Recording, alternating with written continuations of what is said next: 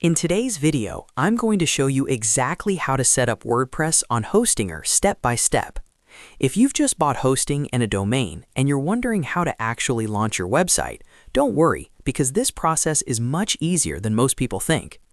Hostinger has a built-in one-click WordPress installer that lets you create a fully working WordPress site in just a few minutes without any technical experience. By the end of this video, you'll have WordPress installed, you'll know how to access your WordPress dashboard, and you'll be ready to start building and customizing your website. This is perfect for beginners who want to start a blog, create a business website, build a portfolio, or even launch an online store. And before we jump in, if this tutorial helps you out, make sure to hit the like button and subscribe to the channel for more simple website and software tutorials just like this. All right, let's get started. The first thing you want to do is log into your Hostinger account. Open your browser and go to hostinger.com and sign in using your account details. Once you're logged in, you'll land inside the Hostinger dashboard, which is also called hPanel. This is where you manage your hosting, domains, and websites. From the dashboard, look for the section called Websites. Inside this section, click on Add Website. Hostinger will now ask you how you want to create your new site. You'll see a few options here, but the one we want is WordPress. So go ahead and select WordPress as the setup method. This tells Hostinger that you want to install WordPress automatically instead of creating a manual website setup. After selecting WordPress, you'll now need to enter a few basic details for your new WordPress website. First, enter the admin email address.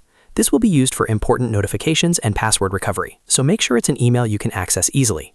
Next, create your WordPress admin password. Make sure you choose a strong password because this is what you'll use to log into your WordPress dashboard later. After that, select the language you want your WordPress installation to use.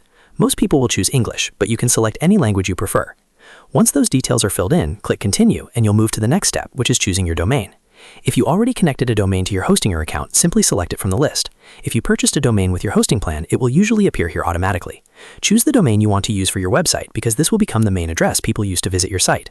After selecting the domain, click the Install button. Hostinger will now automatically install WordPress on your hosting account. This process usually takes less than a minute.